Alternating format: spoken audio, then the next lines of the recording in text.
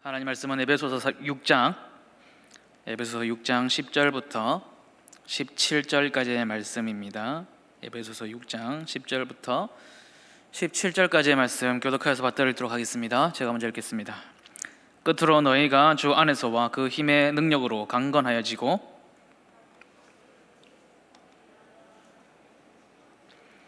우리의 씨름은 혈과 육을 상대하는 것이 아니요 통치자들과 권세들과 이 어둠의 세상 주관자들과 하늘에 있는 악한 영들을 상대함이라.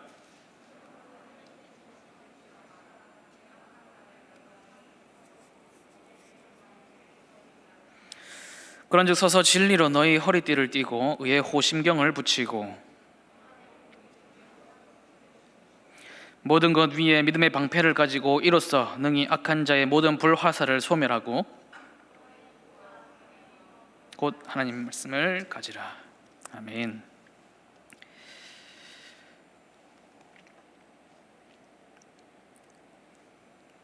어르신들이 가끔 하시는 말씀 중에 내가 이래봬도 산전수전을 다 겪어봤다 이렇게 얘기하시는 분들이 많이 있습니다. 제가 어릴 적에는 이 산전수전이란 말이 사실은 무슨 말인지 궁금하지도 않았고 알려고 하지도 않았고 그냥 허세를 좀 어른들이 좀 젊고 어린 학생들 앞에서 아이들 앞에서 좀 가오를 잡으려고 하는 말인가 보다 그렇게 생각하고 넘겼죠. 그런데 나중에 이제 철이 들고 나서 한자를 보니까 산전, 산에서도 전쟁하고 수전, 해군이 되어서 바다에서도 전쟁을 하고 그런 일들을 다 치루어 봤다, 내가 그 길을 다 지나와 봤다라는 말인 것이죠.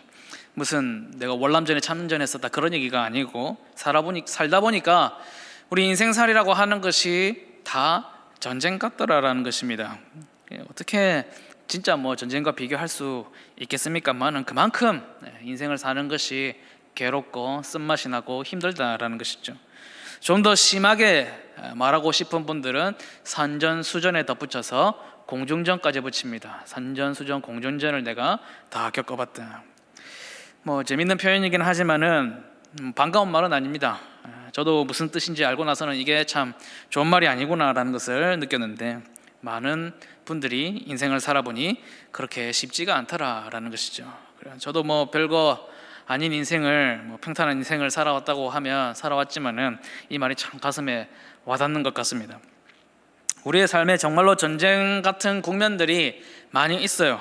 입시 전쟁, 며칠 전 수능도 쳤습니다마는 아이들이 학교 가서 공부하고 다음 학교로 진학하고 하는데 그게 그 전쟁터 같더라라는 것입니다. 직장 생활도 전쟁터 같이 느껴지는 분들이 많이 있을 겁니다. 심지어는 적은 내부에 있다라는 것까지 깨닫게 되는 그런 직장 생활이고, 사업하시는 분들은 농담조로 남의 호주머니 돈 터는 것이 쉽지가 않다, 그게 이제 전쟁 같다라는 것이죠. 병원에 가도 참 전쟁터 같습니다. 지금은 코로나로 인해서 코로나 병동에 가보면 거기도 전쟁터 같고, 아니면 심한 병을 가지고 그 병마와 싸우고 있는 그 병상도 전쟁터와 같습니다. 자식을 낳고 키우는 것도 전쟁이고, 참 우리 인생을 표현하는 말 중에서도 성경에도 많이 있죠. 고해다, 고난의 바다다 라고도 얘기하고 광야와 같은 인생이다 라고도 얘기하는데, 성경에 나오지 않은 말 중에 가장 적절한 것이 무엇인가 찾는다면 이 전쟁이라는 단어가 가장 어울리지 않겠냐. 인생사 산전수전 공중전이다. 그런 의미에서 여러분들은 꼭 전쟁에서 승리하기를 바랍니다. 여러분들이 각자가 당면하게 되는, 각자의 자리에서 맞이하게 되는 그런 전쟁에서 꼭 승리하시기 바랍니다. 싸움이라고 하면 당연히 이겨야 재밌고 이겨야 좋은 것이죠. 진다면 그것은 싸우지 아니한만 못한 것이 되는 것입니다. 특별히 우리 인생에서 이런 싸움과 전쟁을 피할 수 있다면, 질 것 같아서 피할 수만 있다면 피할 수 있겠지만 피하지 못하는 상황이 대부분이기 때문에 여러분 부딪히게 된다면 꼭 승리해야 된다는 것이죠.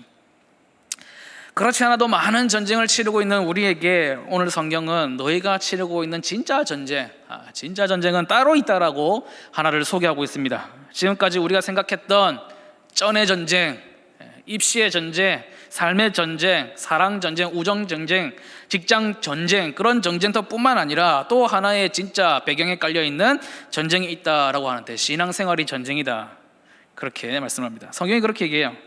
오늘 11절 말씀 보니까 마귀의 관계를 능히 대적하기 위하여 하나님의 전신갑주를 입으라, 그렇게 되어 있습니다. 대적하여서 무장해라는 것이죠. 전신갑주를 입으라고 하는데 이게 사람 참 답답하게 만듭니다. 우리가 보통 교회에 올 때는 전쟁하려고, 싸우려고, 피 보려고, 무거운 짐 지려고, 무거운 갑옷 입으려고, 무기 들려고 오는 거 아니잖아요. 그죠? 좀 세상에서는 힘들고 괴롭고 어려웠을지라도 여기 와서만큼은 정말 시내가 흐르는 그런 좋은 곳에서 풀을 뜯는 양과 같이 평안한 마음을 얻고 심과 위로를 얻기 위함인데, 오니까 너 전신갑주 입어라, 지금 싸우러 가야 된다, 지금 전쟁 났다, 쉴 때가 아니다. 이게 참 무슨 말인가 싶기도 하지만 또 생각해보면 그게 또 맞는 말씀이란 말이죠. 우리 신앙생활이 또 전쟁 중에 하나입니다. 보통 전쟁과는 달라서 이건 이제 눈에도 보이지 않습니다. 눈에 보이지 않는 전쟁. 믿음의 사람들이, 믿음의 선배들이 말하는 바 이것을 보고 영적 전쟁이다, 그렇게 이야기를 했습니다. 악한 세력의 공격도 끊이지 않고 있고 우리의 방어전도 끊이지 않고 있는, 그래서 보이는 전쟁도 여러분들이 이기셔야 하겠지만은 이 보이지 않는 전쟁에서도 승리하시기를 바랍니다. 왜 보이지 않는 전쟁이라고 하느냐? 적이 눈에 보이지 않기 때문이죠. 총 들고 싸우는 것은 그나마 이제 맞춰야 될 적이 눈에 보입니다. 레이더에도 잡히고 육안으로도 보이고. 그런데 우리가 진짜 싸워야 할 적은 눈에 보이지 않는다는 것입니다. 12절 말씀 보니까 우리의 씨름은 혈과 육을 상대하는 것이 아니다. 통치자들과 권세, 이 어둠의 세상 주관자들, 하늘에 있는 악한 영들, 그러니까 통치권, 눈에 보이지 않는 가치들이에요. 눈에 보이지 않는 영들입니다. 악한 것들. 적이 눈에 보이지 않기 때문에 보이지 않는 전쟁입니다. 또 한 가지 이유, 왜 보이지 않는 전쟁이냐? 입시 전쟁이라고 하면 성적이 있잖아요, 그죠? 합격증도 있고 합격 통지서도 있고. 그런데 또 보이지 않는 전쟁이라고 하는 이유가 뭐냐면, 첫 번째가 적이 보이지 않기 때문이고, 두 번째는 이겨도 전리품이 눈에 보이지 않기 때문입니다. 영적 전쟁은 얻는 것도 눈에 안 보여요. 전리품이 뭡니까? 우리의 영혼, 생명, 영생, 이런 것들을 얻게 되는데 그것도 눈에 안 보인단 말이죠. 그러니까 이 보이지 않는 내 영혼, 이 가치를 두고 한판 붙는 전쟁이 계속해서 진행되고 있다는 것입니다. 그러니까 적도 안 보이고 이겨서 얻는 것도 안 보이고 이래저래 보이지 않는 전쟁이라는 것이죠.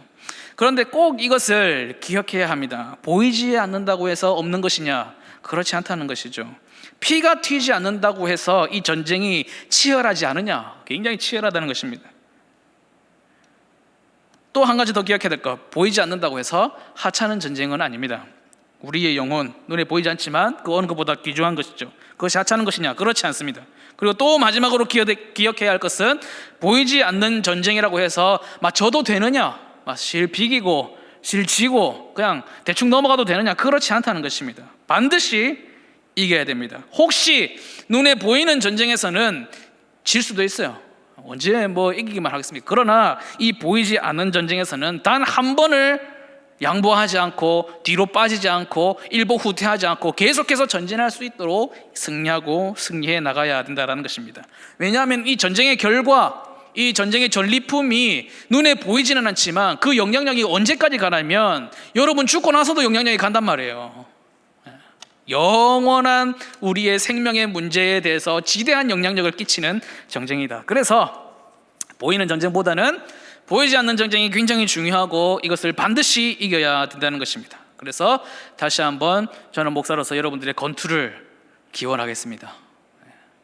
사실은 그것이 우리의 본질이에요. 뭔가 문제가 생기고 뭔가 사건이 터지고 인생이 어렵고 안 되고 엉키고 설키고 어렵다고 하면 그 이유를 어디서 찾냐면, 사람들은 경제학을 봅니다.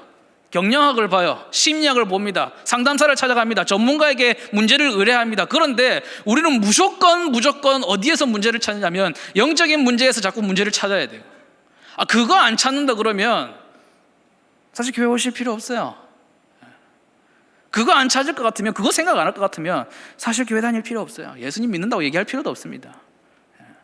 모든 문제, 이게 무슨 교회랑 믿음이랑 영혼이랑 하나님이랑 상관이 있겠냐? 이건 굉장히 사소한 문제고 육적인 것이고 세상적인 것이니까 거기에서 해결해야지, 그렇게 생각하시면 안 돼요. 그 모든 배경에 영적인 전쟁이 깔려 있다. 왜냐하면 해결법이 또 거기에 있기 때문입니다. 어디 찬양 집회 같은 데 가보면 찬양 인도자가 이런 거 한 적이 있는데, 모든 대답은 예수 그리스도만 대답하시면 됩니다 하고서는 무슨 문제의 해답은 누구십니까? 예수 그리스도 대답하고, 또 무슨 문제의 해답은 누구십니까? 예수 그리스도 대답하고. 우리의 모든 일상생활에서 일어나는 문제와 어려움과 아니면 진짜 기쁨과 뭐 어떤 희노애락의 문제라고 할지라도 그 모든 배경에는 영적인 문제라는 것이 깔려있고, 거기에는 해답이 무엇이냐, 해답을 줬던 게 무엇이냐, 나를 이기게 했던 것이 무엇이냐, 예수 그리스도라는 단 한 가지의 정답이 존재하고 있다는 것이죠. 그것을 믿기 때문에 우리가 신앙생활을 하는 것이고, 이 전쟁에서도 계속 싸워보려고 하는 것이고, 그렇기 때문에 교회에 열심히 나오고 있는 것이죠. 그러면 이 보이지 않는 싸움을 어떻게 싸우고 어떻게 이길 것이냐, 전신갑주, 갑옷이나 무기들을 이제 성경에서 소개하고 있는데, 하나하나 여러분들의 마음에 조금 담으셔가지고 승리하시기를 바랍니다. 사도 바울이 소개하고 있는 이 영적인 전쟁의 도구를 보시고 하나하나 잘 챙기고 있느냐, 내가 잘 이렇게 갑옷을 두르고 있느냐 한번 체크를 해보시기 바랍니다. 우선 제일 첫 번째로 얘기하는 것이 허리띠입니다. 허리띠, 진리의 허리띠. 사도 바울이 보이지 않는 이 전쟁을 설명하기 위해서 누구를 딱 갖다 놨냐면, 그때 당시에 모든 길은 팍스 로마나, 로마로 통한다. 로마 병사를 한 명 탁 세워놓고, 자, 설명 들어간다. 자, 허리띠. 맨 처음에 허리띠 들어갔습니다. 이 허리띠는 요즘처럼 바지가 안 흘러내리도록 이렇게 쪼우는 그 허리띠, 그걸로 끝이 아닙니다. 여기다가 무슨 탄창 끼우고 이렇게 하려고 매는 그 허리띠가 아니에요. 로마 병사들 보면 허리띠로부터 이렇게 쭉 내려가지고 다리, 이렇게 허벅지를 감싸고 있는 치마처럼 쭉 내려가는 그 허리띠를 얘기하는 거예요. 그러니까 하반신을 보호하는 역할을 하는 것이죠. 그건데 이게 우리가 보기에는 뭐 싸우는데 저런 고추장스러운 거 달고 막 저렇게 싸우고 있느냐, 그렇게 생각할 수 있지만 그것이 굉장히 유용하다는 것이죠. 만약에 다리를 베기 위해서 칼로 치면 칼이 챙하고 이제 비켜나가게 되고, 화살을 맞아도 화살이 들어가지 않고, 뭐 치렁치렁 할 것 같은데 싸울 때 그렇지도 않다고 하더라고요. 어쨌든 진리의 허리띠를 둘러야 된다. 진리로 허리띠를 졸라매라, 이렇게 설명하시는 분들이 굉장히 많으셨을 텐데 그 허리띠 아닙니다. 허리부터 다리까지 쭉 이렇게 보호하는 그 허리띠를 얘기합니다. 이 진리의 허리띠를 띠고 의의 호심경을 붙여라. 호심경, 보호할 호, 심장심, 심장을 보호하는 이 쉽게 말해서 갑바를 입어라, 이 얘기죠. 반짝반짝거리는 심장을 보호하는 갑옷을 입어라. 의의, 이제 두 가지를 다 합치면 진리, 의의 진리, 진리의 의, 이것을 이제 탁 이렇게 몸을 보호하는 데 입으라라는 것입니다. 사랑하는 성도 여러분, 우리가 과연 그렇게 살고 있는지 확인하기 위해서, 이것을 준비하고 있는지 확인하기 위해서 질문을 드립니다. 주 예수, 주는 그리스도시요 살아계신 하나님의 아들입니다. 누구의 고백이죠? 몰라서 대답 안 하는 거 맞죠? 아니면 내가 그냥 싫거나 베드로 고백이잖아요, 그죠? 베드로가 예수님께 대답을 합니다. 주님, 내가 보니까 당신은 보통 사람이 아니고 내가 보니까 하나님의 아들인 것 같습니다. 그리스도이신 것 같습니다. 이렇게 얘기를 했습니다. 이 진리가 여러분의 허리를 두르고 있느냐라는 것이죠. 바깥에 사람들은 그냥 사람이라고 말합니다. 예수, 그래 뭐 좋은 말씀하셨고 좋은 일들 하셨고 가끔씩 기이한 일도 행하셨고 요즘 시대에 오셨더라면 교황 한 자리 했을 법한 그런 분이었지, 성인이었지, 그렇게 생각을 해요. 그런데 성인, 그냥 사람이었어요. 그러나 복음의 기본 위에 든든히 선 사람은 예수님이 그냥 사람이 아닙니다. 그냥 좀 거룩해 보이는 대단했던 선생님이 아니에요.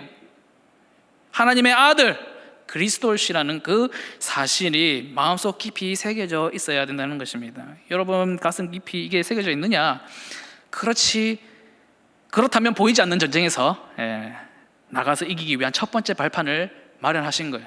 그것이 믿어져야 됩니다. 그거 굉장히 보통 일처럼 생각되지만 보통 일 아니에요. 만나본 적도 없고 2000년 전에 바람처럼 왔다가 바람처럼 가신 그분이 하나님의 아들이고 시인이시고 보통 사람이 아니라는 것을 믿는 것이 굉장히 어렵죠.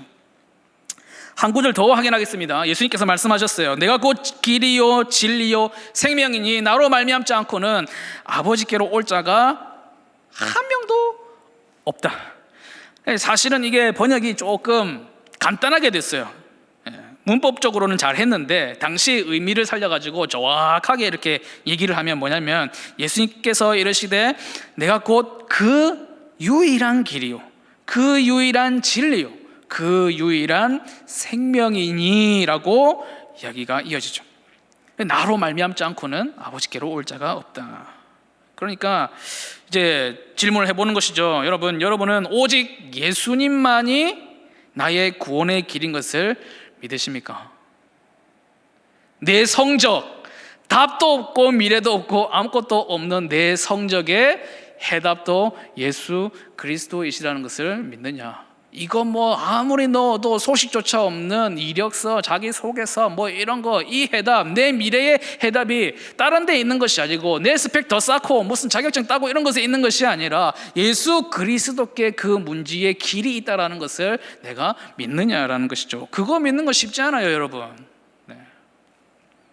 내가 좀 더 스펙을 쌓아서, 아니면 내가 좀 더 연구를 해서 오늘 밤 하루 고민해보고 일을 처리하면 더 잘 되겠지라고 생각하는 게 빠르지, 이거 하나님 앞에 엎드려야 되겠다, 그거 쉽지 않다니까요. 부처님도 대단한 분이신 줄 알고 저기 중동에 계시는 알라신도 대단한 분인 것 같지만은, 그러나 적어도 살아계신 하나님께로 나아가는 길, 내 모든 문제를 압살하시고 나를 생명의 길로 인도해 주실 그 아버지께로 갈 수 있는 오직 한 길, 유일한 길, 다른 방법이 없는 길은 예수 그리스도이시다라는 것을 내가 확실하게 붙들고 있느냐, 그것이 삶 순간순간에 발휘되고 있느냐라는 것이죠. 내가 생각하고 고민하고 선택하는 그 길에서 예수 그리스도라고 하면 다른 길이 생각나지 않을 정도로 유일한 길로 내가 인정하고 있느냐. 그렇다면 여러분은 영적 전쟁에서 승리하기 위한 첫 번째 발판을 제대로 닦은 것이죠. 바로 그런 뜻에서 진리의 허리띠, 의의 호심경이 바로 보호막으로 있는 것이죠. 두 번째 점심갑주 16절과 17절에 나오는데, 모든 것 위에 믿음의 방패를 가지고 이로써 능히 악한 자의 모든 불화살을 소멸하고 구원의 투구를 쓰라고 되어 있습니다. 이 믿음의 방패, 구원의 투구, 이게 한 쌍인데 이번에는 각도를 조금 바꾸어서 확신입니다. 확신. 우리 성도가 영적인 전쟁에서 승리하기 위해서 진리 위에 굳게 서고 그것에 더하여서 자신의 구원에 대한 확신이 있어야 됩니다. 확인해 볼게요. 여러분 혹시 오늘 밤 무슨 질문일까요? 그 뒤에 오늘 밤 죽는다면 천국에 가실 확신이 있습니까? 저는 사실 이 말 굉장히 싫어요. 진짜 싫어합니다. 저한테 이 설교 마치고 나서도 저한테 물어보면 저는 안 좋아할 거예요.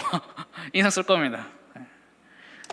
어떤 사람이 저에게 와서 물어요. 당신 구원의 확신이 있습니까? 저는 참 그것이 무례하다고 생각했습니다.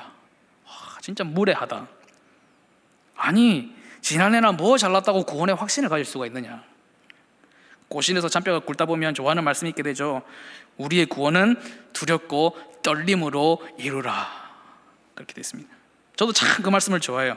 그래서 구원의 확신이 있느냐라는 질문에 아멘 아멘 하는 사람들을 보면 저는 좀 잘 안 와닿아요. 내가 지를 아는데, 내가 나를 아는데 이렇게 되지. 근데 그게 참 교만하다고 생각했어요. 확신이 있다 그렇게 얘기하는 게. 근데 진짜 교만한 사람이 누구냐? 자기 구원을 확신하지 못하는 사람이 진짜 교만하더라라는 것입니다.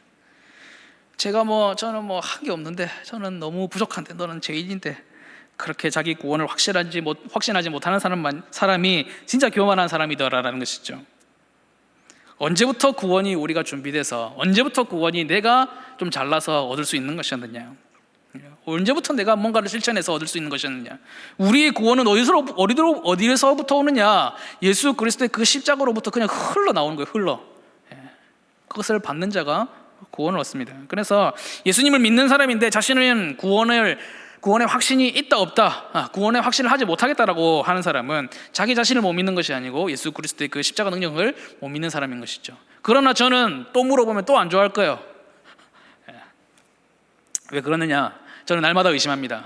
저는 내가 구원을 받은 사람인가? 내가 구원의 확신이 있는 사람인가? 내가 오늘 당장 죽어도, 지금 당장 죽어도 천국에 갈 사람인가? 늘 의심합니다. 강렬하게 의심해요. 그러나 해답을 꼭 얻어야 됩니다, 여러분. 의심하고 안 되겠다 이렇게 하고 끝나면 안 돼요. 강렬하게 의심하셔야 됩니다. 그건 도전할 수 있어요. 저도.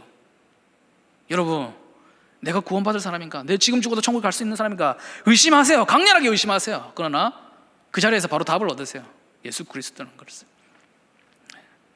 예전에 구원의 확신 이런 주제로 운전을 하면서 집사람과 대화를 나눈 적이 있습니다. 물론 집사람이 해답을 준 건 아니고 제가 고민을 많이 해봤죠. 대화 후에 혼자 생각하면서 깨달은 것이 있습니다. 그래, 예수 그리스도의 십자가 보혈을 믿으면 구원을 얻는다는 사실, 나는 확신하고 100% 그것이 십자가의 능력이 있다고 확신한다. 그러나 내가 그것을 진심으로 믿고 있느냐, 내가 그것을 나의 것으로 받아들였느냐, 그것을 확신할 수가 없다는 것이죠. 지금까지 생각이 그랬어요. 물론 다른 사람들도 믿는다고 이야기는 하지만 그 믿음을 확신할 수 없다고 생각을 했죠. 지가 모자랐다고 확신을 하느냐, 그렇게 생각했어요. 근데 문득 의롭다 하시는 그 성령의 인치심이 없이 과연 이런 고민들을 할 수 있을까? 어제도 강렬하게 의심하고 있는데 변 목사님이 저한테 그러셨어요. 그런 고민을 할 수 있다는 자체가 너 보통 사람 아닌 거다 얘기하시더라고요. 다른 사람들 다 그거 인정 안 하는데, 그 사실 믿지 못하는데 너 그거 어떻게 그 길이 유일한 길이라, 유일한 진리라고, 유일한 생명이라고 확신하고 있니? 그때 제가 믿는다는 것을 알았어요. 그렇다고 해도 오늘 밤 죽는다면 이 질문 하지 마세요. 그때도 저는 강렬하게 의심하고 있을 거예요. 그냥 아무리 어떻게 해도 내가 길을 써도 이제는 지옥 가게는 걸러 먹은 사람, 지옥으로 떨어질래 떨어질 수 없는 사람이라는 그 사실만을 기억할 뿐입니다. 성도 여러분, 구원은 우리에게서 나는 것이 아니에요. 내가 죽을 것을 예수님께서 대신 죽어주셨기 때문에 얻을 수 있는 것이죠. 선물로 얻은 것입니다. 제가 저에게 묻는 것은 싫어하는 질문이지만 저는 여러분들한테 질문하겠습니다. 오래 사셔야겠죠. 오래 사셔야 되지만 오늘 밤, 아니면 오늘 금방 나가다 계단에서 굴러 떨어져가지고 웃지 마세요. 천국에 가실 자신 있습니까? 지금 대답 안 하셔도 돼요. 지금은 의심하셔도 됩니다. 그러나 나가기 전에는 확신하세요. 예수님 그러셨죠. 나는 의인을 구원하러 온 것이 아니라 죄인들을 구원하러 왔다. 여러분들 죄인이라면 마침 잘 된 거예요. 딱 됐습니다. 제대로 임자 만났습니다. 예수님 구원하실 수 있습니다. 자기 의에 도취해서 사는 사람은 예수님을 믿기 참 힘든 사람입니다. 나의 부족함을 알고 나로서는 어떻게 할 수가 없다는 것을 인정하는 사람. 그래서 믿음의 방패, 또 크고 든든한 그런 투구, 방패를 쓰는 사람, 그 사람이 승리하는 두 번째 채비를 갖춘 사람이 되겠습니다. 세 번째, 왜 이거 빼먹었지 했던 15절 말씀, 평안의 복음이 준비한 것으로 신을 신고, 이렇게 되어 있습니다. 말이 좀 어렵죠. 문장을 왜 이렇게 했는지 모르겠는데 짧게 말하면 이겁니다. 평화의 신발을 신어라. 평화의 신발을 신어라. 여기에는 사연이 있습니다. 지금 로마 병사 한 명을 딱 세워놓고 여기는 이거, 여기는 이거, 여기는 사실은 이거, 이렇게 설명하고 있는 거라고 그랬잖아요. 근데 로마 군인 중에 군인에게 가장 중요한 병기, 가장 중요한 무기라고 하면 무엇을 얘기했냐면 신발을 얘기했습니다. 다른 어떤 군대보다도 로마 군대가 가장 신경 썼던 무기가 뭐냐면 신발입니다. 왜냐하면 빠른 기동력을 얻어야 되고 빠르게 이동해서는 기습을 하고 이렇게 해야 되기 때문에 신발에는 징이 막 박혀 있었어요. 그래가지고 그것으로 높은 산도 올라타고 눈이 쌓인 것도 잘 올라가고 심지어 적을 때리고 눕혀가지고는 발로 밟아서 이제 피니싱을 하고, 그렇게 굉장히 굉장한 무기였던 것이죠. 그런데 사도 바울이 그 신발에 빗대어서 얘기를 하는 겁니다. 무슨 신발이냐? 너희는 그런 신발 신지 마라. 사람 죽이기에 바쁜, 공격하기에 바쁜 그런 신발이 아니라 무엇을 신느냐? 평화의 신발을 신어라. 그렇게 얘기하고 있는 것이죠. 진짜 승리는 평화의 신발을 신을 때 온다. 그 말씀을 하고 있는 것입니다. 보이지 않는 전쟁의 응징이 승리가 아니라 평화가 승리다. 네 번째, 이번에는 진짜 공격 무기입니다. 17절을 말씀해 보니까 성령의 검 곧 하나님의 말씀을 가지라. 진짜로 상대를 제압해야 할 때가 있다는 것이죠. 신발도 징 빼고 평화의 신발을 신지만 진짜 제압해야 할 때는 써야 되는 무기가 있다는 것입니다. 그것이 무엇이냐? 검으로 했죠. 그런데 그 검이 무엇이냐? 우리에게는 하나님의 말씀이다. 칼로 흥한 자는 칼로 망하게 되지만 검을 버리고 무엇을 들어라? 성령의 말씀을 들어라. 그래서 성령의 검이 되겠습니다. 예수님도 그렇게 하셨죠. 예수님께서 공생애를 시작하시자마자 악한 세력들이 엄청나게 달려들었습니다. 한번 이겨볼 거라고, 한번 눌러보고 내가 더 높이 올라갈 거라고 달라드는 사람들이 있었습니다. 무슨 랍비 세계의 경쟁이 일어났어요. 그런데 예수님께서 그때 주먹으로 그냥 치고 받으셨느냐? 본때를 보여주셨느냐? 그렇지 않습니다.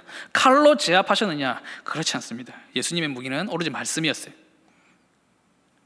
마귀가 직접 와가지고 예수님을 무너뜨리려고 할 때도 예수님께서는 평소에 암송하시던 그 성경 구절로 승부를 보셨습니다. 사단을 물리치셨어요. 돌로 떡을 먹으라고 만들어 먹으라고 하니까 사람이 떡으로만 살 것이 아니요 하나님의 입에서 나오는 모든 말씀으로 살아야 한다. 그렇게 응수하시죠. 이것이 예수님께서 즉흥적으로 만들어내신 그런 말씀이 아니에요. 다 구약에 있는 말씀입니다. 예수님이 단 한 번도 폭력적인 방법으로 그런 일들을 대응하신 적이 없어요. 딱 한 번 있어요. 딱 한 번. 폭력적이어 보이는 거.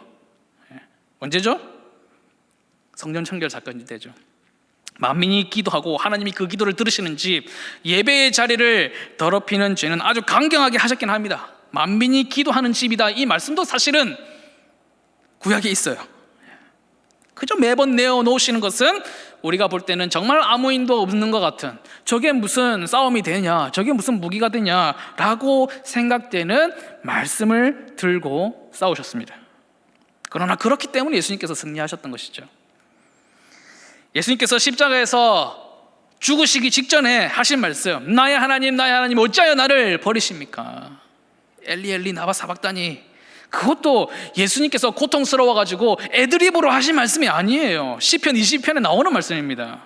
예수님 참 독특하시죠. 유언을 뭐로 하셨냐면 구약 암송하셨어요. 왜 그러셨을까요?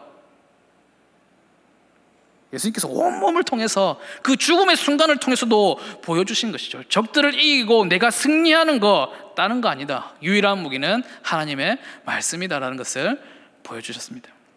마지막 다섯 번째, 또 뭐가 있나? 저도 전신갑주에 대해서 설교할 때면 무엇이든지 다 방어 무기지만 딱 하나 공격 무기라고 하는 것이 성령의 검이다, 이렇게 하느님의 말씀이다라고 저도 그렇게 설교를 해왔고 또 그렇게 알고 있고 그랬습니다. 그런데 제가 자세히 보니까 하나 무기가 더 있어요. 무기이기도 방어 무기이기도 하고 만능 역할을 하는 것인데 본문에 포함시키지는 않았지만 18절 말씀 제가 읽어드릴 때 잘 들어보십시오. 모든 기도와 간구를 하되 항상 성령 안에서 기도하고 이를 위하여 깨어 구하기를 항상 힘쓰며 여러 성도를 위하여 구하라, 이렇게 되어 있습니다.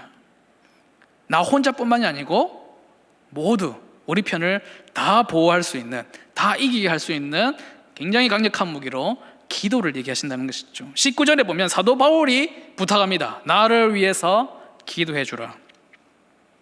신약 성경에서 예수님 다음으로 참 영적인 거인이라고 할 수 있는 이 사도 바울은 다른 사람이 기도해 주지 않으면 나는 힘들다라고 고백했다는 것입니다.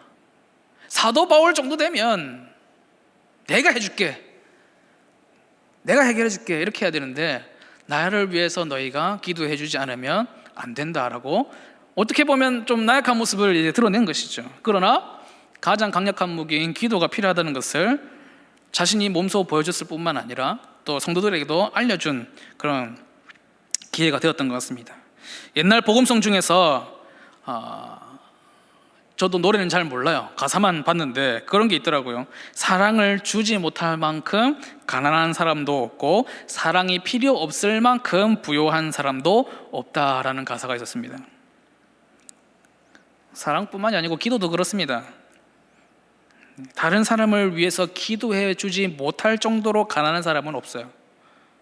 그리고 누군가 나를 기도해 줄 필요가 전혀 없다고 생각할 만큼 강하고 부유한 사람도 없습니다. 서로가 서로를 위해서 기도하고 살아라. 그것이 영적인 전쟁터에서 너희의 최후 무기가 될 것이다 라는 것이죠. 오늘 말씀을 정리하도록 하겠습니다. 눈에 보이지 않는 전쟁이라고 해서 중요하지 않은 것이 아닙니다. 통장에 돈 안 들어온다고 해서 절대로 무시할 전쟁이 아니다. 반드시 이겨야 할 전쟁이고 모든 전쟁, 모든 눈에 보이는 전쟁 아래에 기반이 되어 있는 전쟁이고, 우리의 영원한 운명을 결정지을, 내가 죽고 나서의 문제까지도 다 영향력을 끼치는 굉장히 중요한 영혼을 걸고 싸우는 전쟁이다. 반드시 승리하기 위해서 진리에 굳게 서시고 구원의 확신을 가지고 평화의 신과 말씀의 검, 그리고 기도 하나하나를 단단히 챙기시기를 바랍니다. 보이지 않는 전쟁, 힘든 싸움이에요. 그러나 끝내 승리하시는 복된 성도들이 되시기를 주님의 이름으로 축복합니다. 기도하겠습니다. 주님, 오늘 우리에게 보이지 않는 영적 전쟁에 대하여 일깨워 주셨습니다.